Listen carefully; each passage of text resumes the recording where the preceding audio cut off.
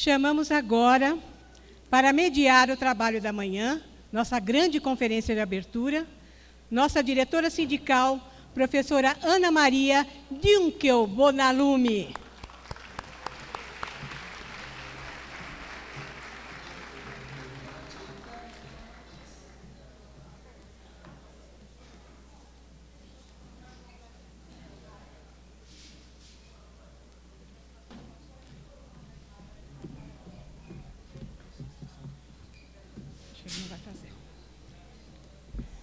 Bom, estamos muito orgulhosos por poder contar com a presença deste grande professor de Ética e Filosofia da Unicamp.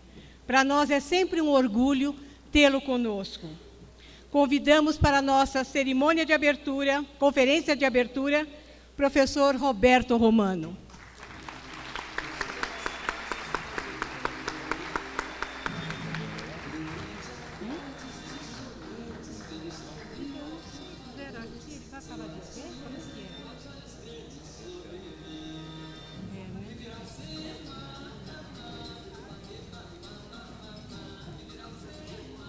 Gente, quando eu deixei meu... Que lindo, que amor. Eu não sei se ele vai falar daqui, acho que não. Depois a gente ajuda. É para ele. Deu certo. Pergunta. Não tem jeito. Achei. Bom, tá aqui. Qualquer coisa eu venho.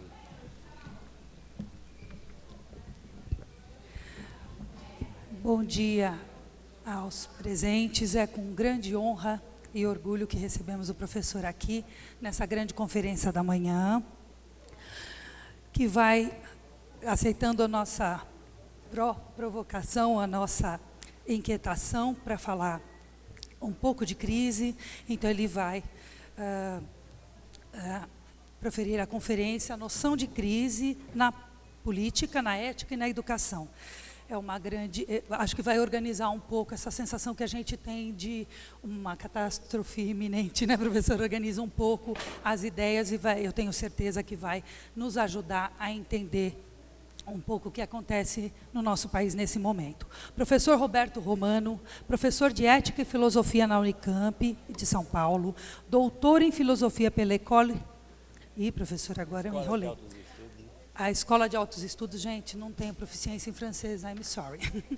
Perdoem, tá? Tem experiência na área de filosofia, com ênfase em filosofia, ética e política, além de história da filosofia, atuando principalmente nos seguintes temas: ética, democracia, ciência política, crise universitária, crise política, religião e universidade pública. Teremos o prazer agora de ouvir o professor Roberto Romano. Bom dia, professor. Tá ligado? Tá. Bom dia a todos. Eu agradeço esse convite. Já não é a primeira vez que eu estou com os senhores nesse congresso. E acho que foi das coisas mais felizes essa apresentação musical no começo. Por que eu digo isso? Porque nós temos, em termos de pensamento sobre a origem da cultura e da cultura política e da cultura educacional, várias teses que até hoje chamam a atenção dos pensadores. A primeira tese importantíssima que vale a pena retomar depois de 2.500 anos é justamente de um pensador e poeta chamado Empédocles de Agrigento, que formulou a ideia do mundo como uma sucessão de ódio e de amor. A cada vez que o amor reúne as partes do mundo, reina a harmonia. A cada vez que essa harmonia explode, reina o ódio e a separação. Então, nessa perspectiva, os pensadores educacionais da Grécia, sobretudo Platão, que é o grande pensador, definiu a ideia de educação como aquela tentativa extremamente difícil de unir o que foi separado, de unir aquilo que é dissonante e de fazer, portanto, a música como um elemento fundamental da educação da cidade. Esse ponto foi retomado no século XX por um etnólogo importantíssimo, André Leroi-Gourhan, que trabalha com a técnica e com a invenção dos conhecimentos. E o que diz Leroi-Gourhan após pesquisas desde a idade da caverna? Que a ciência e que a técnica, para existirem, elas precisam de dois modelos fundamentais para que nós possamos entendê-lo. O primeiro modelo é o modelo biológico, é o modelo da ameba. A ameba repõe a si mesma e devora o que tem de exterior. E o outro modelo, diz ele, é o da música. A música que trabalha com a diferença. A ameba trabalha com a mesma idade. E a música trabalha com os sons diferentes. Nenhum som é igual. E para que surja a música é necessário harmonizar a diferença. Por isso, diz ele, todo o trabalho de invenção técnica, de todo o trabalho de invenção científica e todo o trabalho de educação supõe o trabalho simultâneo do mesmo e do outro. Quando você expulsa da ciência e da técnica o mesmo, você não tem ciência e técnica, você tem caos. Quando você expulsa o outro, você não tem técnica e ciência e nem educação, você tem a imposição autoritária do mesmo. É por isso que, me parece, já começando no tema da crise da educação e da política, por isso que projetos como esse, da Escola Sem Partido, já são equivocados, errôneos e eu diria mesmo criminosos no começo, porque eles querem expulsar o outro, eles querem definir o mesmo. Nessa medida, não é, a apresentação que nós tivemos mostra bem a questão. Quando você tem a música, você tem um incentivo da alteridade. Que mais diferente e outro para nós que ouvimos e falamos do que alguém que não ouve e que se comunica conosco através de sons harmonizados. Então, essa é uma questão importantíssima. Se você tiver no campo da vida política o mesmo, você não tem democracia. Se você tiver uma alteridade não harmonizada, você também não tem democracia. É necessário, então, o trabalho cauteloso, prudente da educação. Outro ponto que me chamou a atenção nessa temática da crise, e que eu venho procurando entender há bom tempo, também se relaciona a Platão. Nas leis, ele diz que é preciso ensinar aos jovens de Atenas, belicosos e extremamente violentos, que é preciso distinguir a caça ao animal e a caça ao outro ser humano. Se você permite que o jovem confunda esses dois registros, você faz dele um animal predador, você não faz dele um cidadão. É preciso, diz Platão, que os professores, que os juízes e que os políticos da cidade possam ensinar ao jovem que conviver em sociedade não é viver em ritmo de caça e de destruição do outro. Esse ponto me parece fundamental, sobretudo porque nas próprias leis ele também vem a questionar o problema da força da sociedade. Uma sociedade, diz ele, é extremamente frágil se as dores dos indivíduos não forem as dores do coletivo e vice-versa. Numa sociedade onde o indivíduo é feliz e o coletivo é infeliz, essa sociedade não é forte. Numa sociedade onde o coletivo não presta atenção às dores do indivíduo, essa sociedade também não é forte, porque ela não tem aquilo que Platão chama de filia, que é a amizade que permite a não selvageria na vida pública. Passo à questão educacional. Os senhores sabem que em 1965, o Brasil, segundo sondagem internacional, foi considerado o melhor país da América do Sul em termos de índice de qualidade de ensino educacional de primeiro e segundo graus. O que aconteceu depois de 1965? Um ano antes, nós tivemos uma crise política das mais radicais, tivemos um golpe de Estado. Esse golpe de Estado definiu padrões diferentes para a administração da vida pública e começou o processo de privatização do ensino público de uma maneira violenta. O que nós tivemos? Nós tivemos a desagregação da escola pública, a desvalorização dos professores, a massificação do ensino, sem critérios de qualidade mais fortes, no mesmo instante em que o governo ditatorial valorizou cada vez mais o ensino privado para elites e classe média. Isso foi aumentando o fosso no interior da própria universidade pública.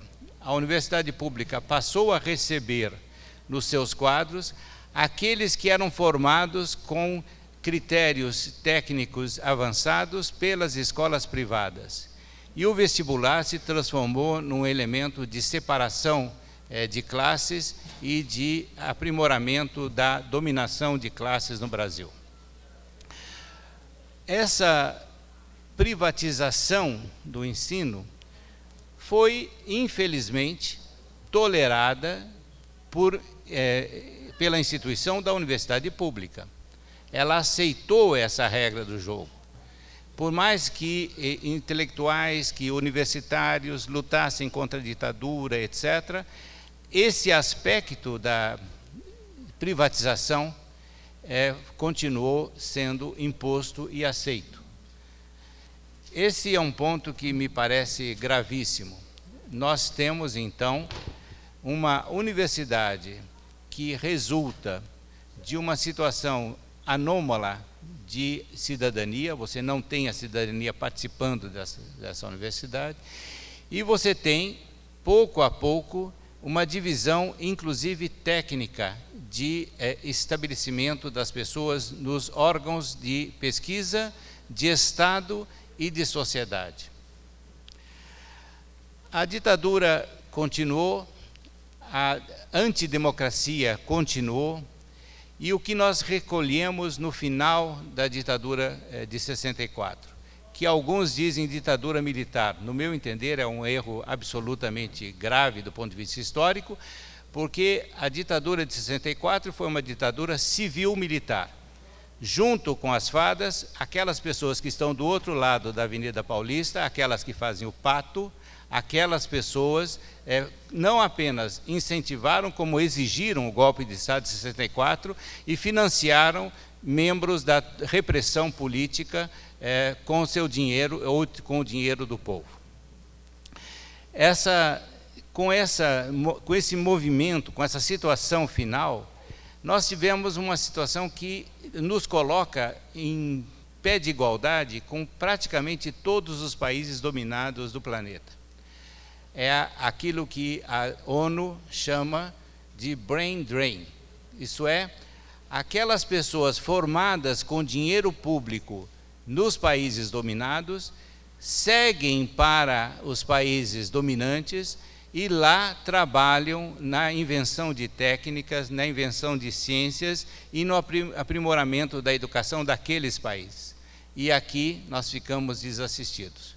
Nós temos, então, uma sistemática passagem de recursos para os que dominam o planeta. Essa questão da crise, então eu agora procuro entrar no vivo da questão, a crise sempre aparece para os dominantes como uma oportunidade de reposição do seu domínio. e para os dominados como uma ameaça de morte.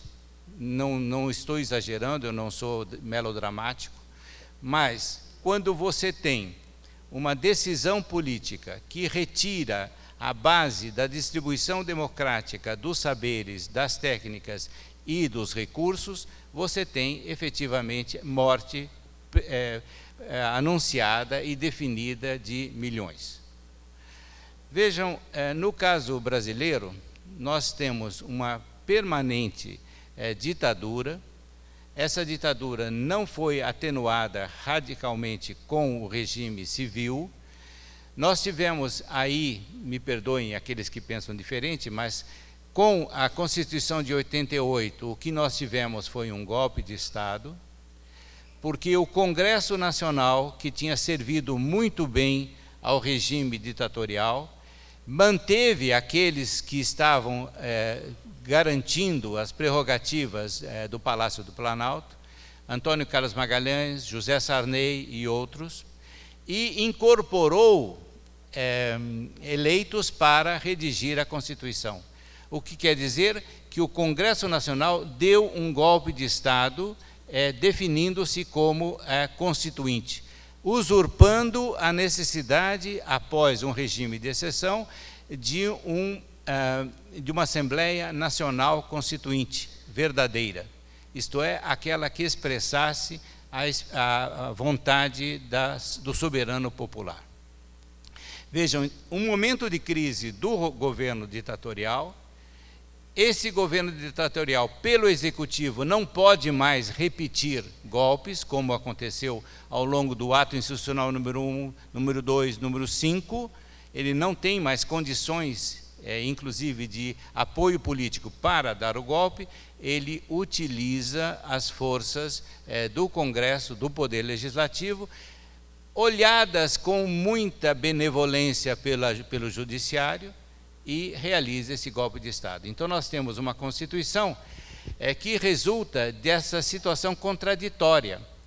Você tem uma Constituição que se pretende democrática, diz o deputado Ulisses Guimarães, a Constituição cidadã, mas uma Constituição cidadã que incorpora dois tipos de doutrinas jurídicas e políticas que não são iguais e que são conflitantes.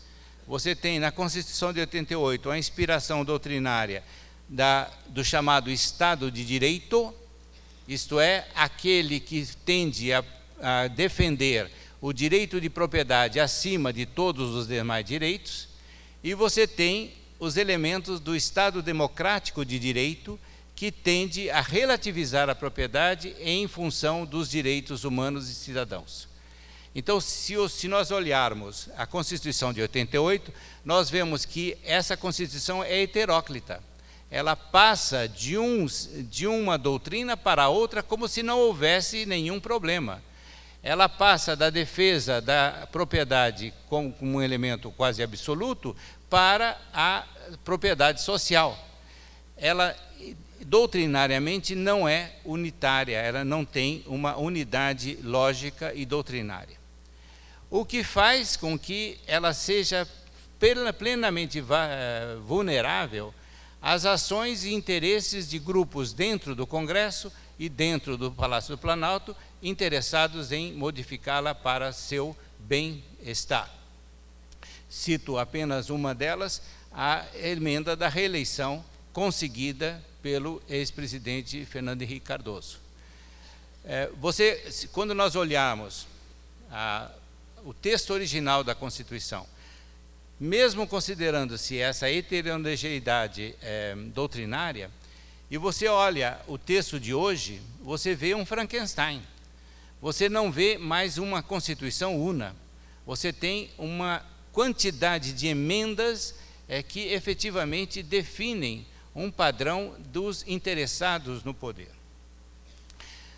Passo para outro aspecto que está também ligado ao Congresso Nacional e à representação nacional. Nós temos uma ambiguidade extremamente grave na Constituição do Poder Legislativo brasileiro, das câmaras municipais até o Senado Federal. há uma ambiguidade que é grave. É a ambiguidade dos nossos parlamentares não se definirem como representantes do povo, mas também e simultaneamente como representantes de lobbies econômicos, políticos e religiosos. Esses parlamentares não aprovam, por exemplo, uma lei de controle dos lobbies. Já estamos no 11º projeto engavetado, o último foi do Zaratini, aqui de São Paulo. Por quê? Porque se eles regulamentassem o lobby, eles não poderiam agir como parlamentares, como lobistas.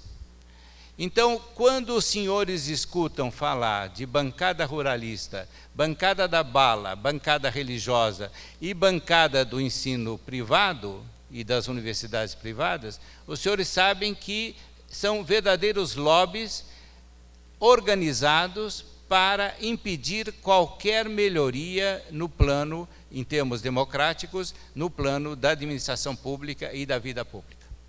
Se trata de garantir interesses de grupos privados acima dos interesses da nação. Portanto, vejam, quando se chega à tese de hoje, à situação de hoje, em que se define que o Congresso Nacional está realizando um golpe contra a presidente Dilma Rousseff, eu diria, a tradição de golpe do Poder Legislativo brasileiro é muito antiga. Ela vem da época da ditadura, ela passa pelo regime civil, ela passa pela usurpação da formação da Assembleia Constituinte e ela passa por esses golpes cotidianos desses grupos que dizem ser representantes do povo, ao mesmo tempo que são representantes de grupos econômicos, de grupos religiosos e de grupos políticos. Portanto, essa cultura do golpe é muito mais ampla. E não é por acaso que ela se manifesta em momentos de crise econômica, de crise política e de crise educacional. Volto a Platão e a questão de ensinar ao jovem que ele não pode caçar o seu semelhante, que ele não pode tratar o seu semelhante como besta fera. Que outro exemplo o Estado de São Paulo dá, e me perdoe quem pensa diferente, que outro exemplo o Estado de São Paulo dá quando joga sobre jovens, adolescentes que estão na sua escola para defendê-la contra uma suposta reforma que, na verdade, tem como fundamento apenas e tão somente o interesse de grupos financeiros, joga a polícia militar para bater nessas crianças. Isso é ensinar a caça ao outro. Isso é ensinar que o uso da violência do Estado tem prerrogativa sobre os valores e direitos humanos. E isso foi feito, está sendo feito e será feito no Estado de São Paulo. Então, esse é um ponto que me parece muito importante. Não se trata apenas de ficar escandalizado com o fato de um truculento PM bater numa criança. Não é esse o ponto. Esse é o ponto, é grave. Mas o que está sendo ensinado pelo poder público do executivo e com boa ressalva do poder legislativo e também do judiciário, é que a solução da violência, a solução da caça ao outro, a solução da extinção da alteridade é o fundamental. Portanto, vejam, nós estamos numa situação de crise permanente, onde os poderes brasileiros extrapolam os seus direitos e que não servem como educadores. Karl Marx, no texto chamado A Crítica do Programa de Gotha, critica as pessoas que falam que o Estado alemão deveria ensinar a população. Diz ele, não.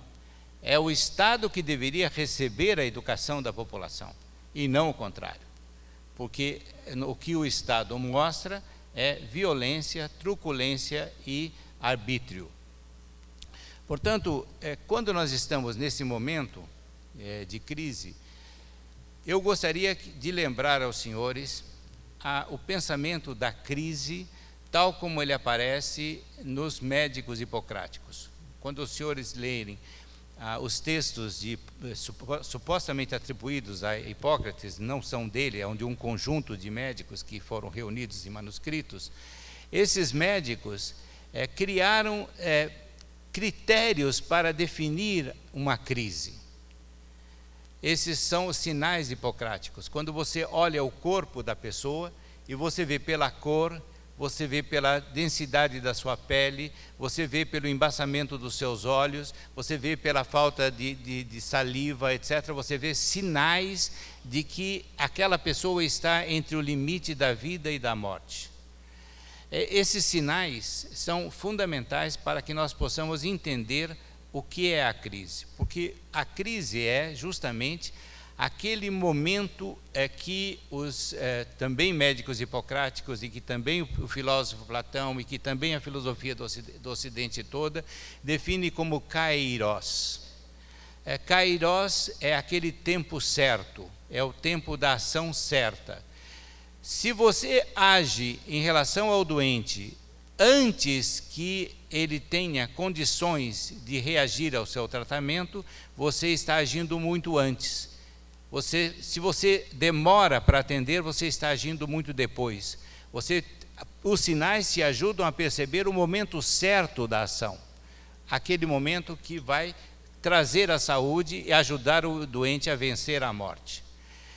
Se você, e Kairos, os senhores sabem, os que são cristãos pelo menos sabem, que é o dia, no caso dos evangelhos, é o dia da salvação. É o dia em que você comparece diante de Deus e você dá conta a Deus da sua vida inteira.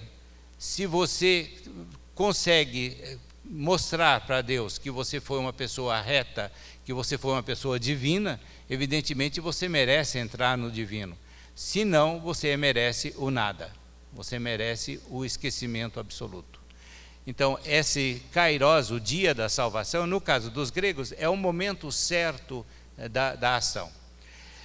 Os gregos têm uma visão da natureza muito interessante. Eles acham que todos os seres vivos têm uma astúcia própria para sobreviver. Os peixes têm astúcia, o polvo tem astúcia, ele solta aquela tinta preta e esconde-se. Enfim, o camaleão tem a sua astúcia. E diz o médico hipocrático e diz o filósofo grego: para que você possa ter uma ação política correta e uma ação salvadora correta, é necessário que você domine o kairos. Se você tem um peixe atravessando o rio, você tem uma lança, você tem que saber jogar no momento exato em que ele está passando. Se passou, não tem mais retorno. Por isso os sinais são tão importantes. No caso da vida política, os sinais devem ser procurados. Sinais de fraqueza dos dominados. Esse ponto é fundamental. Sinais de fraqueza dos dominantes. Também é fundamental. E esses sinais devem ensinar a ação no momento certo. Se nós deixarmos passar o tempo da crise, ou nós não temos mais nada a ver com a vida recuperada, e nós somos alheios à vida coletiva, ou nós somos cúmplices do que ocorreu em termos de morte. Então, volto a 1965, o ensino brasileiro era considerado excelente. Evidentemente que há uma pequena falsidade nessa questão, porque as escolas, os professores e o conjunto de alunos eram bem menores depois da massificação realizada pela ditadura, mas nós temos que pensar que aquele momento de privatização semeou o terreno para todas as privatizações posteriores. Criou uma mentalidade de privatização. E aí chega a crise que nós estamos vivendo em termos políticos mundiais. Nenhum Estado no planeta Terra pode mais cumprir aquelas determinações que fundaram o Estado moderno. Os senhores sabem, o Estado moderno aparece contra os poderes da Igreja e contra os poderes dos nobres, como aquele que centraliza a norma jurídica, que centraliza a força física e que centraliza a captação dos impostos. Esses três monopólios definem o Estado, qualquer Estado, o Estado autoritário, o Estado democrático. O Estado democrático tem que ter esses três monopólios, assim como os Estados autoritários. Ocorre que nós assistimos com o aumento populacional do século XIX até o século XXI, enorme, a quantidade de políticas públicas e de obras públicas aumentou exponencialmente. Nenhum Estado tem condições de financiar mais essas obras públicas e ele também não tem condição de exercer o monopólio da força física apenas. Vejam, no caso dos Estados Unidos, que é a grande potência militar mundial, não é por acaso que ele utiliza no Iraque, que ele utiliza no Afeganistão, etc., forças privadas que servem de segurança e substituem o soldado definido pelo serviço militar. Por outro lado, a lavagem de dinheiro, no caso da captação dos impostos, a lavagem de dinheiro se tornou praticamente impossível de ser controlada. O Estado não tem mais o controle, o monopólio da captação do excedente econômico, né? E, por outro lado, a norma jurídica se tornou uma verdadeira batalha de Estados contra Estados. No caso da União Europeia, os senhores acabaram de assistir a Inglaterra saindo do contexto da Comunidade Europeia, mas a situação anterior é mais grave. A União Europeia não conseguiu dar a si mesma uma Constituição. Ela está dividida na base. Então, nós assistimos uma crise inédita do Estado no mundo. E no Brasil, a crise é muito mais grave, porque nós não tivemos no passado uma democracia duradoura. Nós tivemos sempre esse chicote da ditadura do Poder Executivo Federal, que abafa as liberdades dos municípios e que abafa as liberdades dos estados. A nossa federação é a coisa mais mentirosa do planeta, né? Nós não temos federação, nós não temos autonomia de municípios e nós não temos autonomia dos nossos estados. As nossas normas jurídicas são uniformes. A partir de Brasília, todas as leis educacionais, as leis financeiras, etc., são impostas à totalidade da população. Os senhores se lembram dos aspectos ridículos. Por exemplo, o kit primeiros socorros, por exemplo, aquele apagador de incêndio que tinha que ser colocado nos carros, etc. É como se não existisse nenhuma separação, nenhuma divisão, nenhuma alteridade cultural nesse território imenso de 200 milhões de pessoas, com origens as mais diversas.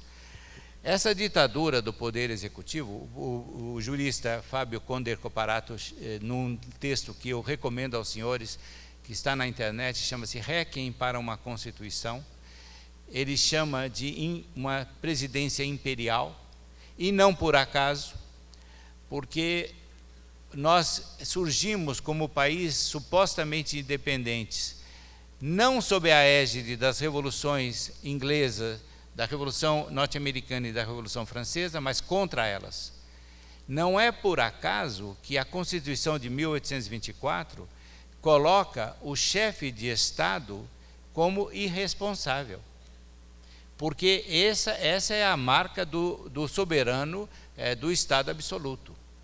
Nós temos no nosso corpo jurídico, no nosso corpo político, essa ideia que não é democrática, essa ideia que é absolutista, de que os operadores do Estado são superiores à população. E, portanto, eles têm o direito de usar de todos os monopólios do Estado a seu favor contra a população. Essa centralização absolutamente delirante faz com que nós sejamos, no século XXI, um anacronismo do século XVIII. Nós não conseguimos estabelecer os ganhos ocorridos do século XVIII até o século XXI na política mundial. Se os estados que viveram a democracia estão enfrentando essa crise, não conseguem definir a sua soberania através dos 3 monopólios, no Brasil mais ainda, né? Nós somos reféns do poder federal, do poder executivo federal e das oligarquias regionais que o sustentam e que definem o seu relacionamento com a população dos estados. Não é por acaso que os oligarcas permanecem indenes. Não é por acaso que a eles é permitida impunidade absoluta. E não é por acaso que na Constituição de 88 apareceu essa excrescência jurídica que não é democrática, que não é republicana, chamada prerrogativa de foro, né? Isso é uma definição deles. Vejam, eles são lobistas, eles têm garantias contra a população e eles têm garantias contra qualquer perspectiva de responsabilização pública. Nós somos um país no qual 60% dos municípios não têm água e esgoto dignos desse nome. Nós somos um país em que a distribuição para a educação e para a saúde está ameaçada a todo instante, e nesse momento particularmente. Então, nós somos um país em que o soberano que sustenta o Estado não tem condições de definir a sua posição e a sua vontade. Não por acaso, as manifestações de 2013 tocaram logo de início nessa ausência e nessa fraqueza dos serviços públicos brasileiros. Começou com a questão dos transportes, passou para a educação e passou para a saúde, vocês se lembram bem. E isso foi silenciado pelos agentes políticos, é como se não existisse, né? E essas questões continuam. Portanto, senhores, quando nós falamos das ameaças à educação pública de qualidade, nós estamos falando de uma série de outras ameaças que são garantidas por esse poder absolutamente irresponsável que define a estrutura do Estado brasileiro. Se nós não conseguirmos perceber nesses sinais o jeito e o modo de agir contra eles, evidentemente nós estaremos sendo cúmplices dele. Então, os senhores trabalham com educação, os senhores trabalham com esses jovens que podem fazer maravilhas como a que assistimos, mas que também podem ser cooptados por forças absolutamente negativas da vida social. E aí eu gostaria de lembrar essa questão do terrorismo. A questão de 20 anos atrás, a revista Temps Moderna, que é a revista do Jean-Paul Sartre, editou um artigo luminoso mostrando que a falta de responsabilidade do Estado francês para com as escolas das periferias das cidades francesas estava gerando uma série de problemas gravíssimos do ponto de vista da violência pública. Por quê? Porque residem na periferia de Paris, residem na periferia de Lyon, residem na periferia dessas grandes cidades, aquelas pessoas que vieram para a França depois do processo de descolonização. A França dominou colonialmente países africanos, países do Médio Oriente, inclusive países asiáticos. Essas pessoas foram para a nação francesa e foram colocados na periferia. E a escola da periferia não recebia recursos, não recebia técnicas, não recebia coisa nenhuma. Esse autor, no meu entender, extremamente lúcido, dizia: nós temos aí duas coisas acontecendo. Os jovens que frequentam essas escolas são exército de reserva de mão de obra barata e serão exército de reserva para ações de violência coletiva extremamente grave. Era uma questão de esperar. A bomba estava armada.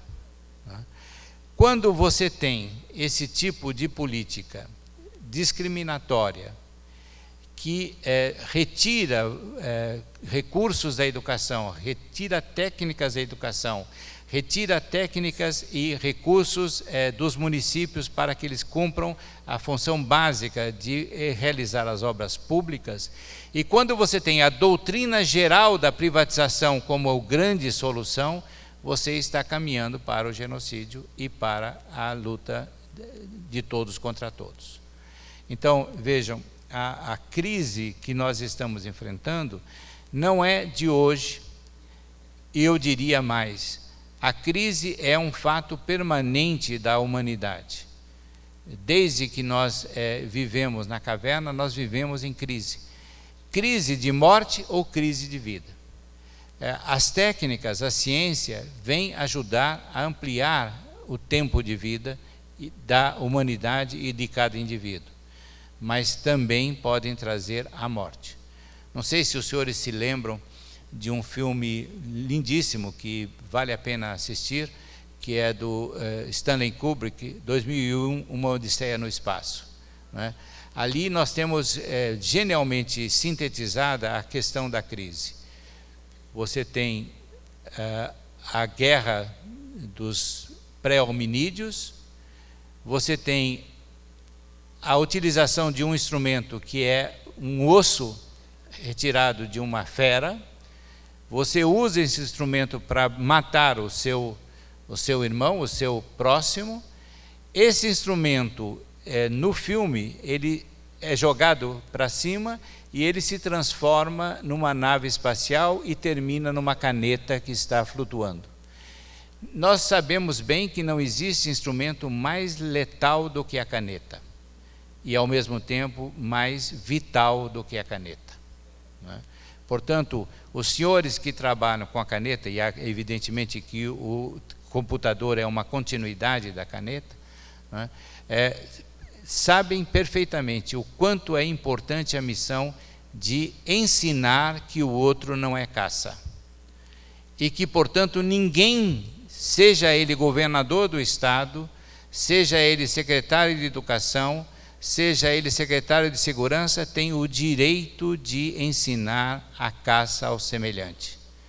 Esse é um ponto que me parece fundamental.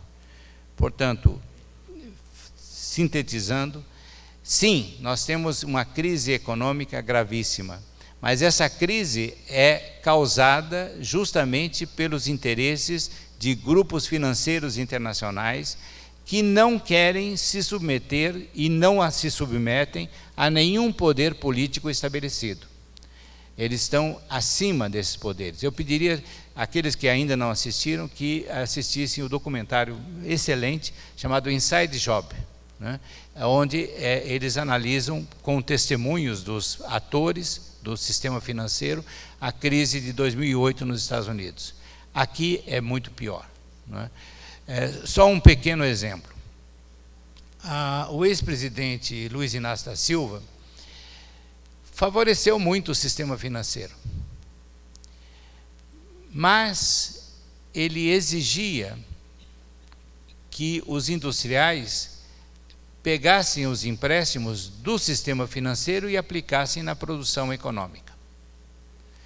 E, portanto, houve produção industrial no período de Luiz Inácio da Silva. A presidente Dilma inverteu a coisa. O dinheiro vai direto do BNDES para o bolso dos senhores que estão do lado de lá da Paulista. O que fizeram eles? Aplicaram em letras do Tesouro Nacional norte-americano. Isso não é dito por nenhum jornal de esquerda, isso é dito pelo jornal Valor Econômico, que é um jornal técnico da área. Portanto, vejam, esses interesses que são chamados de golpistas só pelo aspecto político, eles têm uma raiz muito mais profunda. eles têm uma raiz muito mais séria, que é a obtenção do lucro privado pelos dinheiros públicos. Portanto, defender a escola pública de qualidade, defender o SUS, defender as políticas públicas, não é? No Brasil, é efetivamente lutar contra esses causadores permanentes de crise. E é preciso, então, que nós tenhamos o conhecimento dos sinais que eles emitem, não é?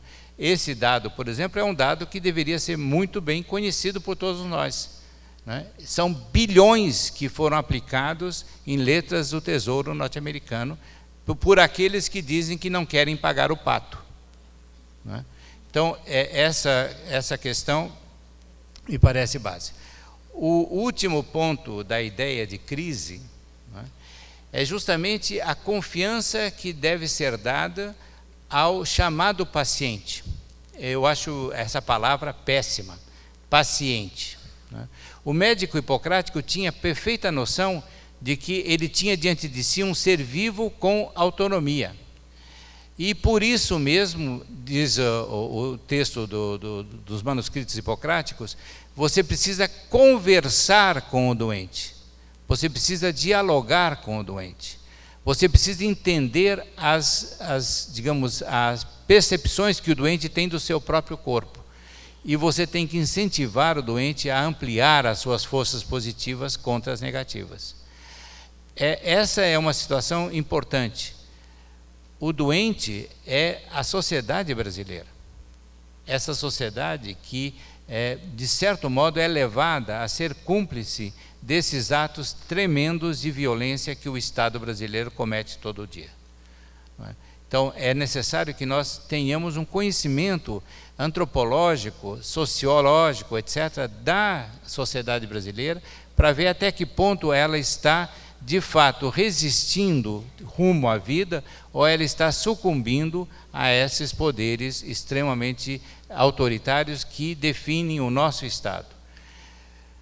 Terminando, me parece que nós não teremos saída, do ponto de vista de longo prazo, se não tivermos, de fato, uma vontade espalhada pela população de criação de uma Assembleia Nacional Constituinte, onde essa Constituição heteróclita e essa Constituição desfigurada seja substituída pela vontade popular.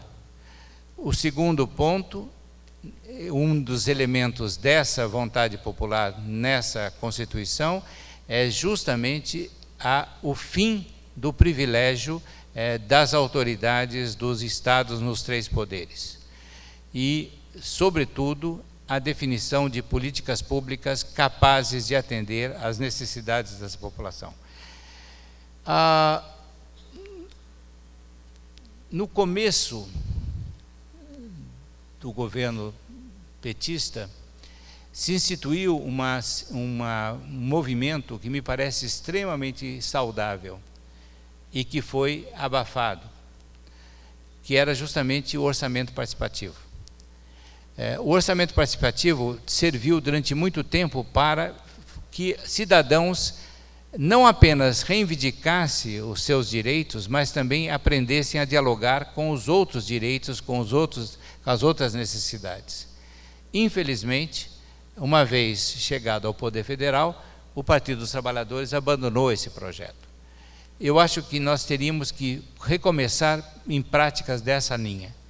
Ouvir e dar condição para a população falar e discutir sobre orçamento. No caso do orçamento participativo, eram 2%. O pessoal dizia, não, mas isso é muito pouco. Mas as pessoas aprendiam como administrar um orçamento, como é preciso administrar prioridades. Você tinha muitas vezes no orçamento participativo pessoas que defendiam as crianças aidéticas e os velhinhos abandonados. E tinham que decidir qual a porcentagem de recursos iam para um para outro. Isso é uma maneira de mostrar que é possível dialogar com a diferença e com a democracia. infelizmente, essa experiência foi abortada. Eu espero que outras apareçam. Mas, vejam, terminando, o ponto central da crise é justamente essa decisão que vem do conhecimento dos sinais. E, como educadores, os senhores têm no dia a dia da sala de aula os sinais apresentados nos corpos das crianças, nos olhos das crianças, nos ouvidos da criança e na fala da criança. Se não houver essa atitude de respeito à diferença e à alteridade, evidentemente nós continuaremos, daqui a 30 anos nós estaremos lamentando, não é, a falta de lideranças populares para renovar a estrutura da sociedade do Estado. E, sobretudo, ensinar que a caça ao semelhante é insustentável e insuportável. Seja ela cometida pelo menino ou pela menina, que puxa a trança do outro, ou pelo secretário de Segurança do Estado de São Paulo ou por seu governador. Muito obrigado.